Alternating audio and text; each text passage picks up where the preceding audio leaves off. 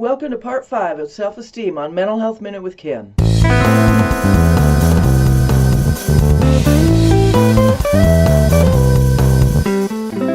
Today's video will be a little bit longer than the others because I'm going to give you a little more information to think about.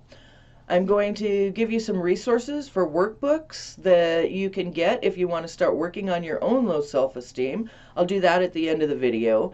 And we're going to put everything that we've already learned together into a cohesive whole so you can see how low self-esteem is developed and maintained sometimes across our lifespan if we don't change that. The new information that I want to give you has to do with guilt and shame. Now, we tend to use those terms interchangeably, but they're really very different things. In a nutshell, guilt is, I did something bad, while shame is, I am bad. Now, guilt isn't necessarily a bad thing because it can guide our moral compass and help us to make good choices and not get into trouble sometimes. But shame can really tear us down. When we think I am bad, that can be a bad thing.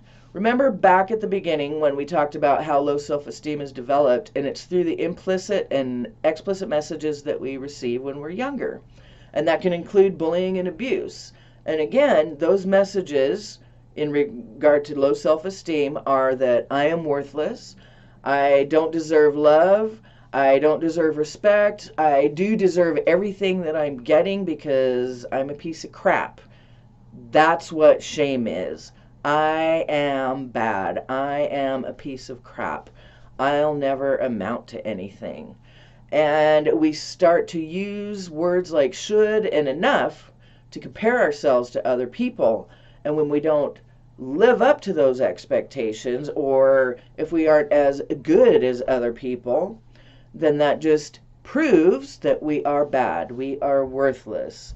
And that shame kicks in, and that keeps us in our comfort zone. Remember, we talked about comfort zone and how change will never happen in your comfort zone. But we stay in there even if things are bad because the bad is familiar. And our shame keeps us in there. We don't want to step outside and try anything because that will prove that we are pieces of crap, right? You have to step outside that comfort zone to make any kind of change happen. Even if you fail, it's okay, because that's one of the ways that we learn is through failures. But it's the fear of failure that fans the flames of shame, that perpetuates our low self-esteem and keeps us stuck in that rut of negative self-talk and negative opinions of ourselves. And we don't even try to challenge it because we just know that we're not good enough or it's never going to work and we can't change anything. But you can change it. You have to put the work in, but it can happen. And one of the ways to start changing that is by using fact versus opinion. Whenever you start to have negative thoughts about yourself, present facts to the contrary, because when you do that, you're rewiring your brain and it can be changed. You know, it wasn't so long ago that I had a problem with low self-esteem, and I used to be quite the doormat. And I think if you ask pretty much anybody in my life right now, they'd say, "What? I can't even imagine that." But it's true. I used to just take everything that everybody said to me or did to me and internalized it and felt like shit about myself. And I started one day to question my self-opinion, a low self-opinion, with facts. And look at me. I have a shaved head. I'm overweight. I'm putting myself out here on YouTube, and it doesn't matter what I look like because I have a lot to offer, and I am more than just my looks. I love to help people, and I love to help people help themselves. And one way to do that is to make these videos and share this information and to give people hope and show them that things can change. If you do the work, your brain really does rewire itself through neuroplasticity. I'll do a video on that another time.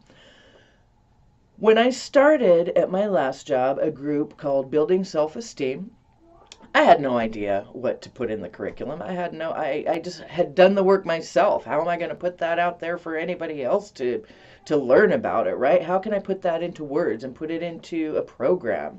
So I went online and looked at other programs. And one website that I found is called the Center for Clinical Interventions, and the URL is right here. And they have a workbook on self-esteem. Some of this stuff is pretty basic.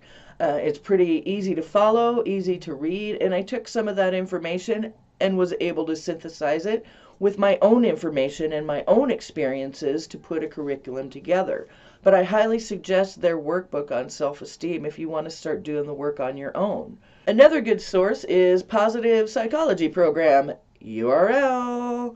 They have worksheets for people of all ages, and you just go on there and you can download them and start working on them yourself. Another good resource is the Self-Esteem Workbook by Glenn R. Schiraldi, PhD, and it's available on Amazon. There's a lot of good information and some worksheets in that as well. One thing I would like to say is that if you have some trauma in your past, abuse, bullying, whatever it may be that's contributing to your low self-esteem, and it's more than you can handle on your own, please seek a therapist. We're trained to help you through that stuff. And it can help improve your self-esteem. Even if you're not working on your self-esteem specifically, working through that stuff can improve your self-esteem.